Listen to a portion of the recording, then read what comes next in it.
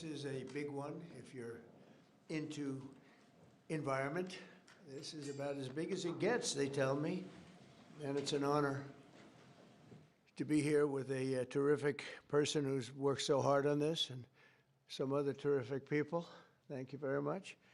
But I'm pleased to be joined today by EPA Administrator Lee Zelden, who you all know, and to announce the single largest deregulatory action in American history. That's a big statement in American history, and I think we can add the words by far. Under the process just completed by the EPA, we are officially terminating the so-called endangerment finding, a disastrous Obama-era policy that severely damaged the American auto industry and massively drove up prices for American consumers. Prices went up incredibly for a worse product. This action will eliminate over $1.3 trillion of regulatory costs and help bring car prices tumbling down dramatically.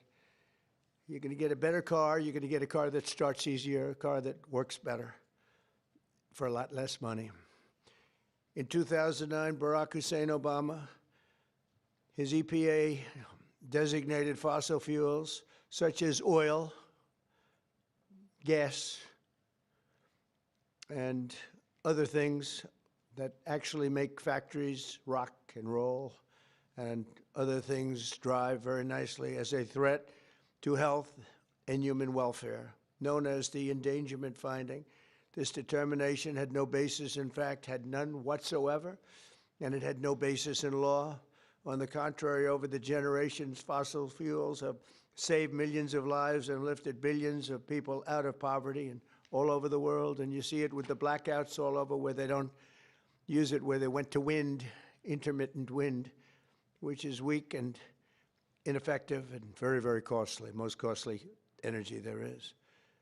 And people are dying because there was no air conditioning or there was no heating.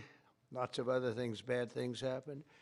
And yet this radical rule became the legal foundation for the Green New Scam, one of the greatest scams in history, probably as great, maybe even greater than Russia hoax, etc., which the Obama and Biden administration used to destroy countless jobs. And the jobs have been just decimated. Although they're all coming back because of tariffs, they're all coming back into our country at levels we've never seen before. But it raised prices and caused immense harm to the U.S. auto industry. We thought irreparable, but we've got them back. We're coming back now. I was in Detroit, as you know, with Ford, and they had one of the earliest plants from the early 1900s, and it was going to be closed down. And then when I won, they said, let's keep it open for a little while. Let's see what happens. And they just announced, as you know, they're going 24 hours around the clock with that same plant that was going to be closed because of what we've done. For example, under the endangerment finding, they forced the hated start-stop feature onto American consumers, which unnecessarily shuts off a car's engine when you stop at a red light. In other words, the engine goes off. That's great. The endangerment finding was also used to impose the massive and really very expensive electric vehicle mandate, expensive in the sense that nobody wanted it. Everybody was going to be forced to buy an electric car in a very short period of time, even though you can't power the car because we would have had to spend $5 trillion on power stations. That's all dead, gone, over. These crippling restrictions were a major factor in driving up car prices to unprecedented levels, and the car that you were getting was not nearly as good. In 4 years under the Biden administration, the price of a new and used car rose more than 22%, all to facilitate the Green New Scam without achieving any meaningful impact on the environment, but making the car worse. That is why, effective immediately, we are repealing the ridiculous endangerment finding and terminating all additional green emission standards imposed unnecessarily on vehicle models and engines between 2012 and 2027 and beyond. This action will save American consumers trillions of dollars and will lower the average cost of a new vehicle by close to $3,000. Think of that. During my campaign, I promised to cut 10 old regulations for every new regulation. And we've exceeded that. We've instead done it 10 regulations. We were able to cut 129. So now we cut 129. So think of that. I promised to cut 10 old regulations for every new one, but we did more than 10. We did 129. It's something. Nobody can even believe it. So we did a lot of regulation cutting in the first administration, a record, nobody even close to it now. We're actually exceeding it in this administration. The biggest one yet that we've done is happening right now. So perhaps no industry has benefited more from our historic deregulation campaign than the U.S. auto industry. We canceled the EPA's absurd, just totally absurd, tailpipe emission standards, which was a disaster for automobile manufacturing, and revoked Biden's emissions waiver that would have allowed California to regulate automobiles for the entire nation. And they're crazy out in California. They have nothing but trouble out there, as you know. That's why people are leaving in record numbers. I also ended Joe Biden's extreme CAFE emission standards, saving the average American consumer much more than $1,000 when they buy a new car, but now we're talking about close to $3,000. These regulation cuts, combined with our tax cuts and tariffs, are the reason why the world's largest automakers have announced that they're going to be spending in excess of $100 billion in the United States in the next very short period of time, building new auto plants. We're bringing our auto plants, assembly plants, and factories roaring back to life, not even mentioning AI and all of the other things. We're building thousands of businesses in the United States. And if you remember, on my first day, they said if I could ever get the Dow up to 50,000 in my last year, in other words, in the fourth year, that it would be an unbelievable miracle. But don't worry about it, because it'll never happen, they said. And if I could get the S&P up to 7,000, they said, in the fourth year, they said it will never happen. Let's not even talk about it. I have things. Let's not even waste our time talking about it. Well, at the very end of my first year, the Dow hit 50,000. Now it's over 50,000. And 3 days before that, the S&P hit 7,000. So we didn't have to wait till the end of the fourth year. We just waited till the end of the first year. We've never had a country in a position like this, and a lot of it's due to tariffs, and a lot of it's due to the fact that we had a great election, and a lot of good things have been done. One of the good things I did was put Lee Zelden in charge of our environment. So I'm going to ask Lee to say a few words. Thank you very much. Thank you, Mr. President. This is a big deal. Under President Trump's leadership today, the Trump EPA has finalized the single largest act of deregulation in the history of the United States of America. Referred to by some as the holy grail of federal regulatory overreach, the 2009 Obama EPA endangerment finding is now eliminated. This action will save American taxpayers over $1.3 trillion. What that means is lower prices, more choices, and an end of heavy-handed climate policies. With today's announcement, American families will save over $2,400 for a new vehicle. 16 years ago, an ideological crusade within the Obama administration set off the most costly regulatory power grab our country has ever experienced. The 2009 Obama EPA endangerment finding led to trillions of dollars in regulations that strangled entire sectors of the United States economy, including the American auto industry. It claimed new powers over the vehicles we drive, even though the best reading of the Clean Air Act clearly states otherwise. The Obama and Biden administrations used it to steamroll into existence a left-wing wish list of costly climate policies, electric vehicle mandates, and other requirements that assaulted consumer choice and affordability. And who paid the biggest price? Hardworking families, small businesses, millions of Americans who just want a reliable, affordable car to get to work, take their kids to school, or go to church on Sunday. The endangerment finding and the regulations that were based on it didn't just regulate emissions. It regulated and targeted the American dream.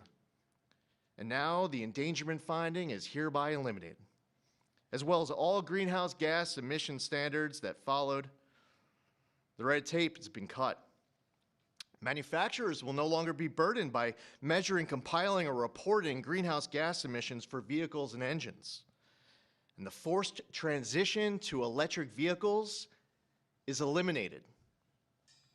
No longer will automakers be pressured to shift their fleets towards electric vehicles, vehicles that are still sitting unsold on dealer lots all across America. And as a cherry on top, we are ending the federal government's push to get manufacturers to install that Obama switch, the almost universally despised start-stop feature. There will be no more climate participation trophies awarded to manufacturers for making Americans' cars die at every red light and stop sign. It's over, done, finished. Under President Trump's leadership, vehicle manufacturers can once again build what Americans want, not what politicians and bureaucrats in Washington demand. President Trump campaigned on reviving the auto industry, and he continues to deliver win after win after win, ending electric vehicle mandates, getting rid of the Biden CAFE standards with Secretary of Transportation Sean Duffy, and securing massive new U.S. manufacturing investments and all of the jobs that come with it. Affordable cars mean opportunity. That means jobs, healthcare, education, and mobility, especially for working families and rural Americans who rely on their vehicles every single day. And this isn't just about making the American economy boom. It's also about restoring the rule of law, a fundamental principle of our great republic. For years, unelected bureaucrats twisted the Clean Air Act into something it was never meant to be. The Obama administration twisted itself into some kind of mental pretzel to invoke authority it didn't have and to sidestep Congress. They claimed that 6 greenhouse gas emissions from vehicles, some of which aren't even emitted from vehicles and trucks, contribute some amount above zero to global climate change, what they said endangered public health. But their wild web of mental leaps isn't prescribed in federal statute. The Obama EPA's house of cards upended the best reading of the Clean Air Act, as well as 50 years of EPA precedent on what constitutes regulable air pollution. In the 16 years that intervened, the Supreme Court has established clear precedent in Loper Bright Enterprises and West Virginia versus EPA. And in light of these Supreme Court decisions and other developments, upon his swearing in last year, President Trump immediately tasked on day one submitting requirements, recommendations, research on the legality and continued applicability of the 2009 endangerment finding. And at Trump's speed, he wanted that research and recommendation turned around instantly. We looked at the Clean Air Act. We looked at what the highest court in the land had said, and we used a very simple metric. If Congress didn't authorize it, EPA shouldn't be doing it. Congress never voted for these climate mandates inside of Section 202 of the Clean Air Act. If Congress wants EPA to regulate the heck out of greenhouse gases emitted from motor vehicles, then Congress can clearly make that the law, which they haven't done for good reason. Today, we dismantle the tactics and legal gymnastics used by the Obama and Biden administrations to backdoor their ideological agendas on the American people. Following the plain language of the law, we have now realigned EPA's rulemaking to reflect the Clean Air Act exactly as it is written and as Congress intended, not as others might wish it to be. Where our predecessors focused on trying to make and please a few fear-mongering climate alarmists, the Trump EPA is making decisions to benefit all Americans based on common sense and reality. And the American people are tired of paying the price of political games. Last November, they voted for an administration that would listen to them. They told us that the price of a newer, safer vehicle was too high. They told us they didn't want cars that shut off at every red light. They told us dealers were sitting on lots filled with electric vehicles that nobody wanted or were buying. The Trump EPA listened. We heard you and we acted. And today's action does not change regulations on traditional air pollutants and air toxics. This EPA is committed to providing clean air for all Americans. Powering the Great American Comeback is based on the singular focus of providing clean air, land, and water for all Americans while harnessing the greatness of the American economy. That's a big difference from our predecessor. We believe that we can and must choose both. If you want an electric vehicle, buy one. If you want a diesel truck, then buy that. If you want a gas-powered vehicle or a hybrid, well, more power to you. That's what freedom and choice look like. We're restoring the rule of law, we're grounding policy in reality, we're giving power back to the American people. And we're bringing back the American dream stronger than ever before. EPA will never waver on its core mission of protecting human health and the environment, and this administration knows we can do that while ushering in the golden age of America. To recap, the 2009 Obama EPA endangerment finding and all greenhouse gas emission standards on light, medium, and heavy-duty vehicles that followed is eliminated. American families now will save over $2,400 for a new vehicle. Today, the single largest act of deregulation in the history of the United States, over $1.3 trillion, the elimination of the endangerment finding is signed, sealed, and delivered. Thank you, Lee. That was long, but good. It was good. Maybe I should say great. It was great, and we appreciate it. Would you have anything to say, Russ? Please. Thank you, Mr. President. Literally no other president would have done this to get at the foundations of the Green New Deal, so tremendously excited that we are where we are today. Great work by Lee. I'm a little worried that this next year will be, EPA alone will be dereg east by the number of things that are going to come out of EPA. So great work to the team. $1.3 trillion in savings, massive historical opportunity. Thank you. Thank you, Russ. Please. Would you like to speak? You're worthy of it. Good man. Thank you, Mr. President. Today is a historic day led by President Trump's leadership. No other president, as Russ said, would have undertaken this and at the speed we did. It was a great team effort. This is the model of the Trump administration, everyone working together, mission aligned. And Lee is also working on cleaning up the horrible situation with regard to farm equipment. You could use John Deere as an example and other companies where tractors are unbelievably expensive and don't work as well because of all of the environmental nonsense that was put on them. Also excavators, any equipment like that, bulldozers, Caterpillar tractor would be a beneficiary, I guess, but the people are going to be a beneficiary because the equipment's going to be a lot less expensive, and it's going to also, most importantly, it's going to work much better, much better. So we're working on that immediately as we speak, and we'll probably make it so that any of that equipment built in the United States will not have to go through this. If it's built outside, I think we'll probably leave the standard the same. If people are going to send us equipment, let them have that standard for whatever it's worth, which is not much. And I think that's a very big announcement, too, and we're going to see if we can get that done very quickly so that all of that equipment that we have made, including lawnmowers, et cetera, you won't have to go to the finest schools in the world in order to figure out how to operate it. Okay? So any questions, please? President Trump, thank you for this. And after this much applauded move to roll back the former EPA's endangerment finding, what additional steps do you plan on taking to scale back what many are calling climate industry scams? Specifically, and Secretary Zelden knows about these wind turbines they're trying to bring to New York. Judge is allowing them to be rebuilt right near your hometown in Jamaica, Queens. They're being called a national security threat for air traffic coming into the airport. What could you do to make sure these things don't destroy the environment? Well, we're trying to make sure it doesn't happen, and basically stopped all windmills in this country. It's the most expensive energy you can get. They're all made in China, a little bit in Germany, but mostly in China. And we're putting them all over our fields and ruining the fields and killing the birds and all of this. And the environmentalists say they like them, but they really are a tremendous eyesore. They ruined. Europe has gone, as you know, it's gone to it. Europe isn't even recognizable anymore between immigration and because of, you know, environmental things like the windmills, which are taking over. The people hate them. The energy is by far the most expensive.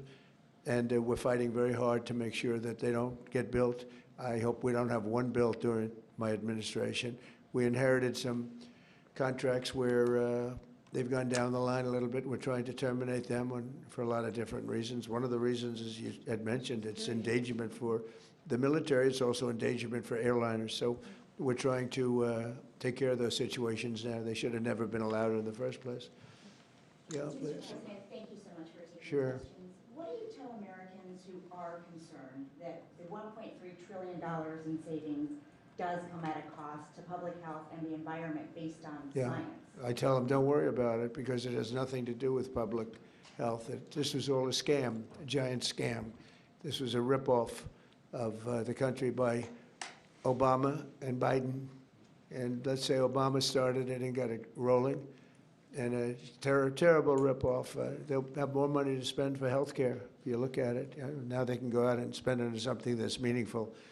And nobody's doing more for health care than the Republican Party. And that starts with the fact that prescription drugs are going to be coming down at numbers that nobody's ever seen before. They're falling. You know, we were paying the highest prices in the world by far, sometimes by 10 times more than other countries. Now we're going to be paying whatever the lowest price is anywhere in the world. We're going to be paying that. It's called favored nations, most favored nations. And I think it's the biggest thing to happen in this world, the world of medicine, prescription drugs, ever. There's never been anything like it. You know, if, like in my third year, first term, I actually got prices down 1/4 or 1/8%, and I was so proud of myself because they were like that for years and years. And since, under Biden, they went up very, very substantially.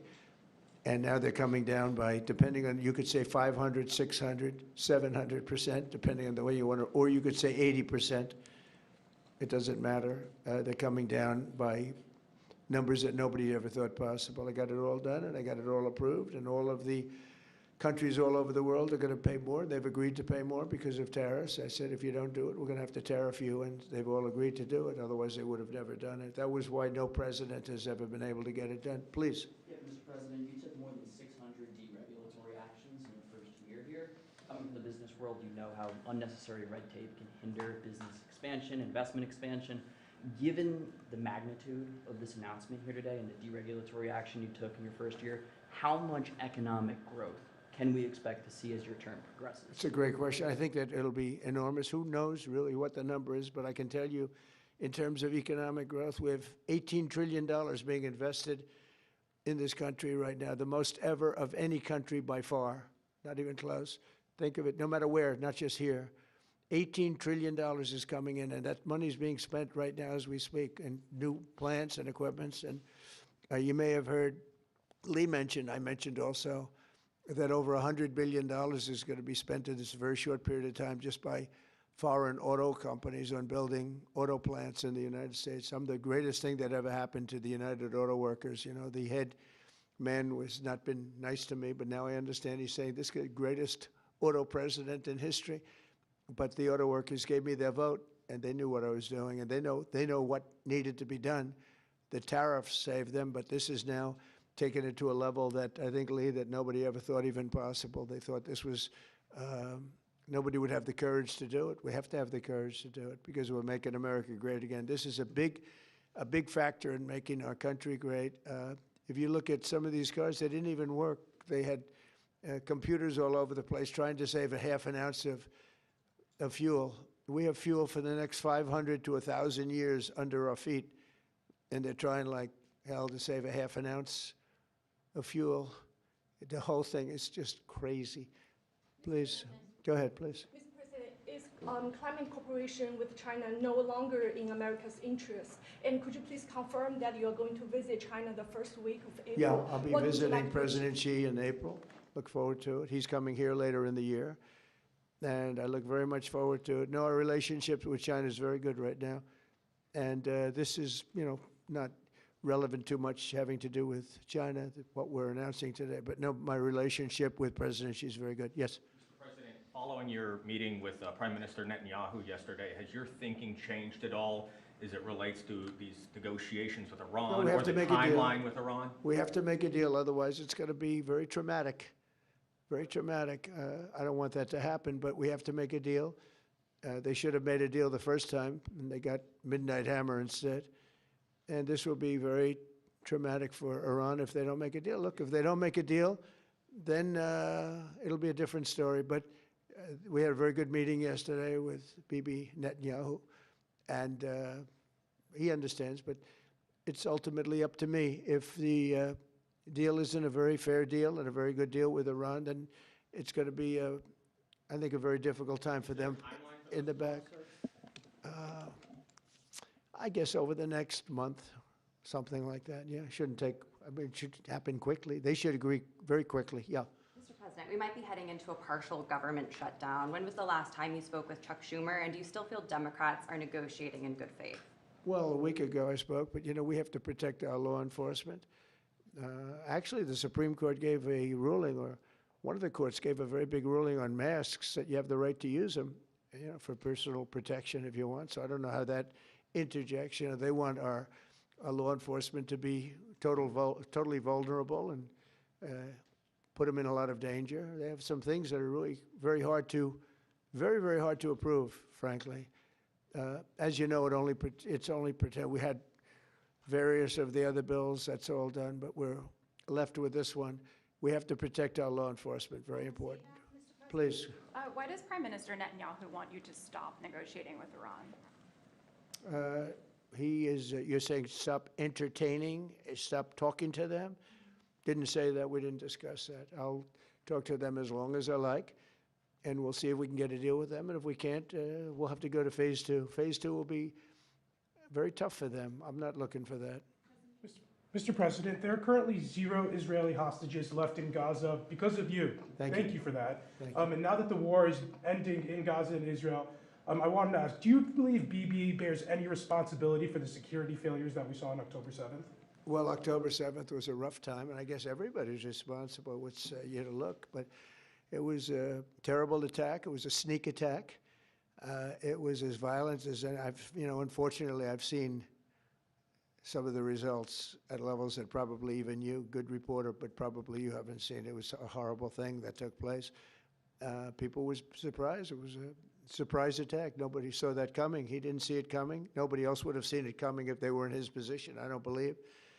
But I can tell you he's been a very good wartime prime minister. He's been very strong. We've worked with him very well. We had tremendous success with Iran and everything else we've done. And he really has been. He's been, extraordinary as far as a wartime prime minister. Not easy.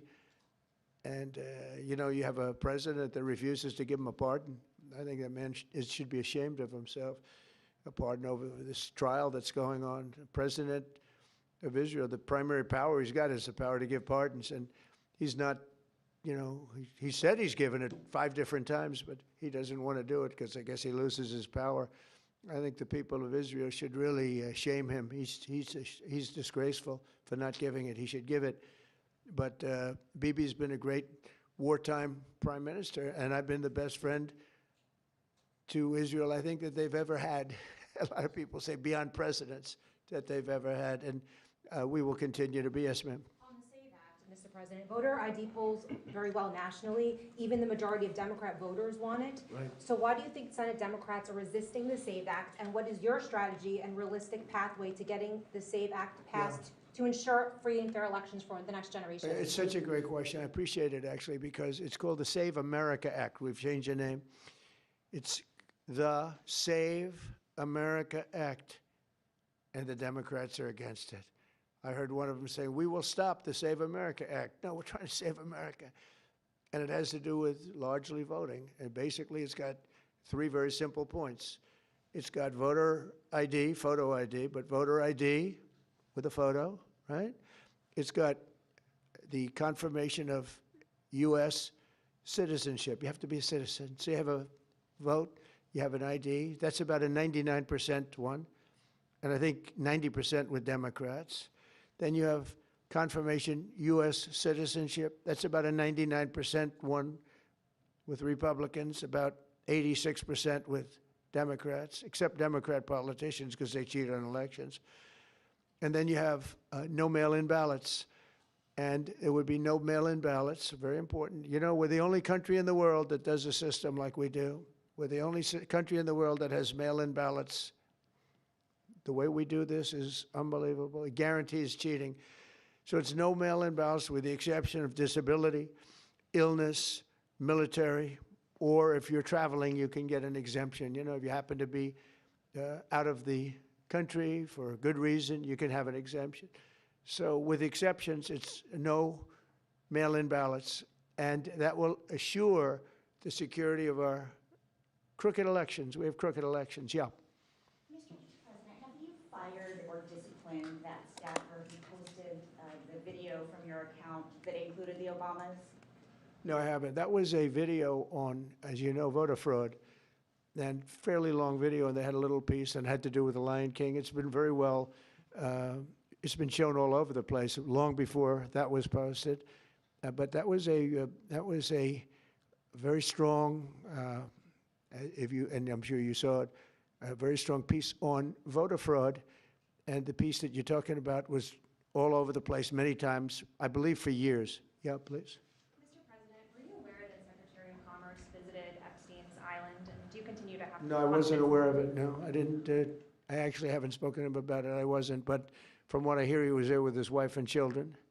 And I guess in some cases, some people were. I wasn't. I was never there.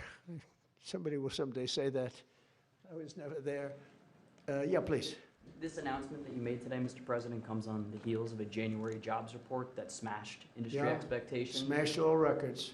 And a big feature of that was you reprivatizing the economy, an economy that was bloated with federal employment under the previous president. What's your message to Americans following this jobs report that smashed industry expectations? Is this just a sign that the best is yet to come? Thank you. The jobs report's amazing in certain ways because we have tremendously fewer federal employees, way down. And now I could have left them and added to what we did, and we would have had almost 100% employment. I could have gotten a great kick out of the fact that we're 100% employed, but we got rid of tremendous numbers of federal workers, and they hated me for it. Now they love me because most of them have gotten jobs in the private sector for 2 and 3 times more money than they were being paid by the federal government. We had some jobs where you had 10 workers for one job. 10 workers for a job that one person should be doing. And we've gotten rid of a lot of those jobs. And by getting rid of them, these people became available to work in the private sector. And as you know, the numbers are incredible. So the job numbers are incredible. The financial numbers are beyond belief. Again, they thought it couldn't be done in 4 years, and I did it in 1 year. And the numbers you're going to see is these, I don't know if you notice also construction numbers, the jobs for construction workers. You know why? Because they're building plants all over the United States, that's why. And when these plants open in a year from now, some sooner, some a little bit later, but when these auto plants, AI plants, and thousands of other types of plants, when they open over the next period of a year, year and a half, you're going to see numbers like we've never seen before in this country. Thank you very much, everybody. Thank you. Thank you. Thank you, Mr. President.